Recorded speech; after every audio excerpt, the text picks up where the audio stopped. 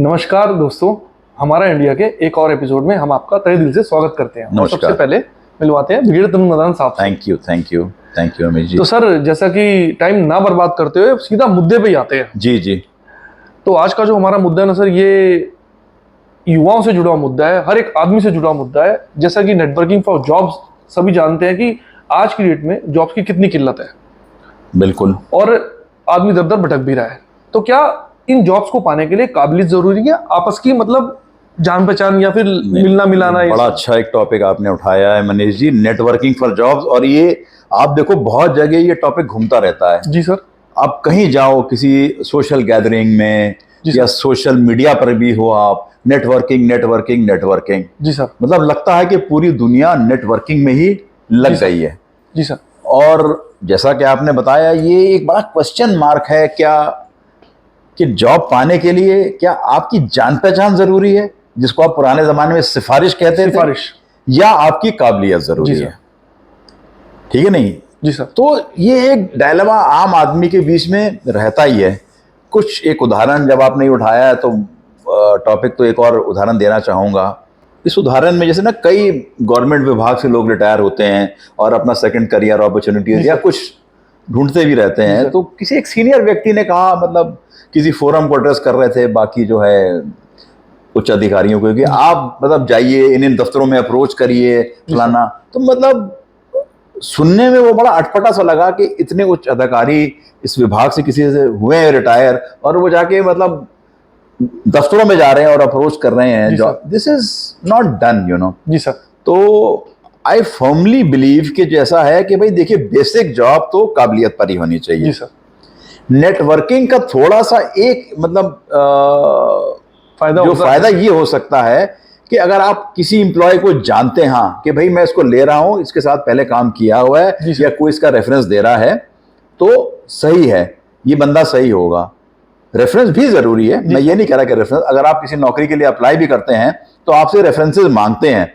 अच्छा, अब इसमें एक देखिए और जानने वाली बात भी, आप भी उसका रेफरेंस देंगे जो आपके बारे में पॉजिटिव फीडबैक ही देगा। बिल्कुल। जो आपके बारे में नेगेटिव फीडबैक देगा, आप उसका रेफरेंस तो देंगे नहीं। सीधी बात। तो कई बार ये अटपटा भी लगता है कि कंपनियां क्यों मांगती हैं रेफरेंस। जी सर। अच्छा, इसके साथ साथ एक और चीज भी है, अफसन साहब ने याद कराया, हर कंपनी में भी अगर आप देखें एग्जिट इंटरव्यूज भी होते हैं। बिल्कुल होते हैं सर। है कि भाई आपका क्या है दायरा, क्या काम कर रहे थे, पॉजिटिव नेगेटिव फीडबैक, लेकिन नौकरी क्यों छोड़ी, क्या क्यों छोड़ रही है। लेकिन कोई भी एम्प्लॉय ढंग से उसका फीडबैक ठीक नहीं देता है। जी। क्यों नहीं देता है? क्योंकि जिस अगली कंपनी में जा रहा है, वो अगली कंपनी वाले इस कंपनी वाले से पुरानी से पूछते हैं कि यार ये बंदा ठीक है कि नहीं है। ये पॉजिटिव नेगेटिव दोनों बता रहा हूं, तो कुछ हद तक सही भी है पूछना।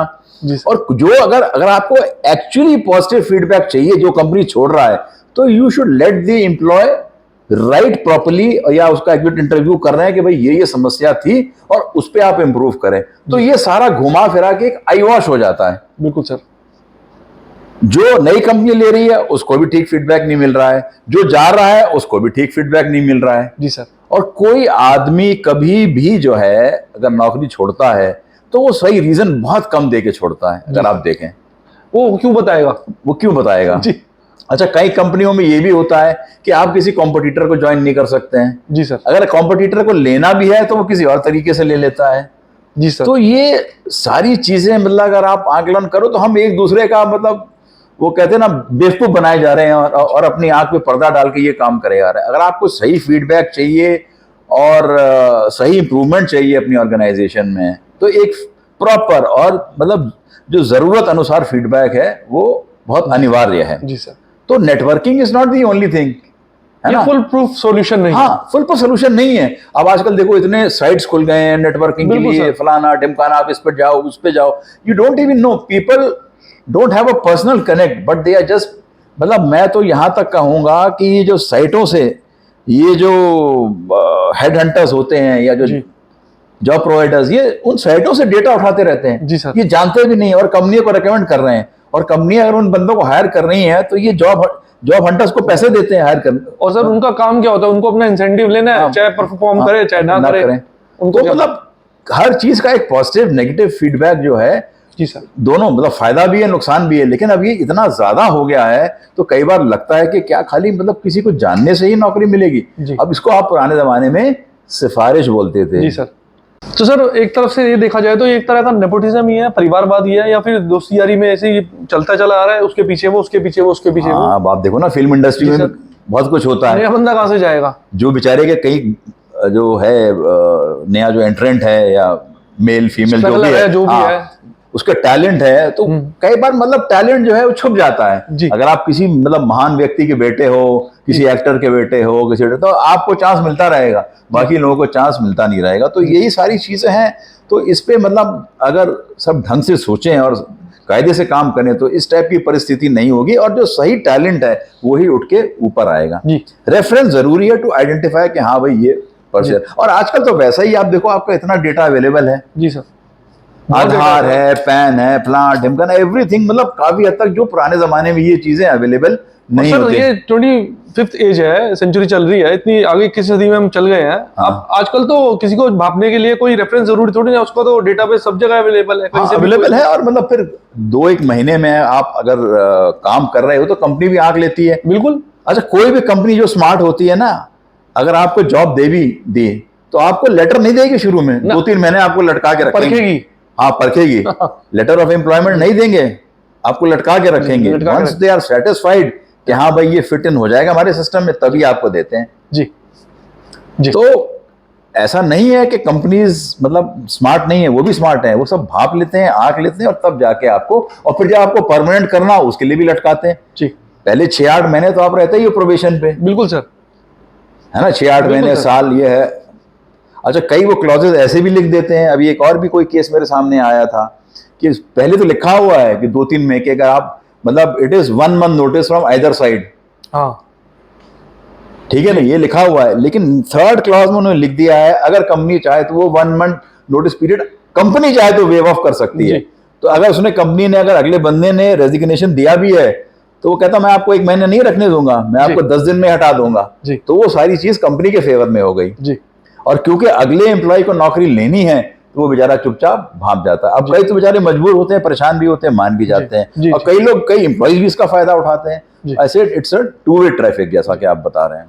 अच्छा सर, मैंने कई बार ये भी देखा है कि ना, जैसे लोग उन्हीं से दोस्ती करना चाहते हैं जो अच्छे पद पे, अधिकारी पद पे बैठे हों, ताकि आगे आने वाले टाइम में अगर उनको उनसे कोई बेनिफिट चाहिए हो। तो सोशल समाज का दस्तूर हो गया, जिससे जो फायदा उसी से दोस्ती करो। अगर मेरे को आपसे फायदा नहीं है तो मैं तो मुंह मोड़ के चला जाऊंगा, मैं तो आपको राम राम भी नहीं बोलूंगा।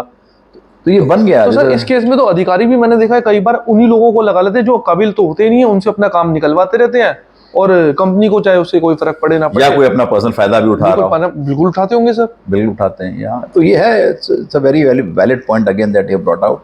तो ये ना आदमी को सोचना है कि मैं मतलब किस पर्पस के लिए एम्प्लॉय कर रहा हूँ बंदा, वो कंपनी का वफादार रहेगा नहीं रहेगा। अच्छा, कई बार एक चीज और भी देखा गया है, everything like has a fall out ना, हर एक चीज का फॉल आउट भी होता है। कई बार कई लोग दोस्ती यारी में अपने आदमियों को लगाते हैं, और वही आदमी, जैसा हम कहते हैं ना देसी भाषा में, उनको चूना लगा के निकल जाते हैं। बिल्कुल निकलता है, ऐसा भी हुआ है सर, बिल्कुल होता है। अब एक और उदाहरण दे रहा हूं मैं। कहीं गया हुआ था, कोई बिजनेस, कोई बहुत बड़ा आर्ट गैलरी वगैरह ये वो है, तो काफी लोग उसने लगा रखे। तो आई आस्क्ड हिम, मैंने कहा आप अपने रिश्तेदारों को, मतलब they were all from the same place, जगह का नाम नहीं लेना चाहूंगा, मैं कहा क्या मतलब आपके रिश्तेदार हैं? उसने खुद बोला मैं रिश्तेदारों को कभी नहीं लगाता जी, भले ये मेरे गांव विलेज जहाँ जो मर्जी से आए हैं, लेकिन अपने रिश्तेदारों को नहीं लगाता। कि उसका कोई जरूर कोई बैड एक्सपीरियंस हुआ होगा। बिल्कुल होगा सर। कि मतलब कहते हैं ना, जैसे हिंदी भाषा में चूना लगा दिया किसी ने किसी ने अपने रिश्तेदार ने चूना लगाया होगा, तो he does not employ such kind of people anymore। चलिए सर, आज पे बहुत बातें की इस बारे में, टॉपिक के बारे में। Very nice, yeah। और I think it's time to say good bye to our viewers. Good bye viewers, हमको अपना सपोर्ट देते रहिए, हमारे चैनल को सब्सक्राइब करते रहिए। अच्छे मुद्दे हम लाने की कोशिश करते हैं आपके सामने। कुछ और भी आपको लगे तो प्लीज़ हमारी नोटिस में लाइए, और हमारी कोशिश यही होती है कि हम आपसे कनेक्ट करें, और इन सब चीज़ों को जो हमारे रोज़मर्रा के और हमारे आम जीवन में हमें इफेक्ट करते हैं, ऐसे मुद्दे हम आपके सामने लाते रहें, ताकि ये समाज, ये संसार और ये दुनिया रहने लायक बने और हम एक अच्छा उदाहरण पेश कर पाएं सबके सामने। और हमारे कंटेंट को शेयर भी करें, जो आपको लगता है शेयर करनी होगी आप करें, हम किसी पे Please. थोप कुछ भी नहीं सकते हैं। साथ साथ हमारे चैनल को सब्सक्राइब करें अगर आप चाहें तो, इससे हमारा चैनल सभी लोगों तक पहुंचेगा। और ये जो हम मुद्दा लेके बैठे हैं कि जी, हमने जी। सोशल सर्विसेज में अपना एक योगदान हमारा सिर्फ उद्देश्य सोशल सर्विस है, हम जी। We have no monetary aspect ना इन्वॉल्व। Nothing at all. तो ये कह के मैं अपने सभी दर्शकों को बाय बिल्कुल, कहूंगा। थैंक जय यू। हिंद, जय जय भारत। हिंद, जय भारत।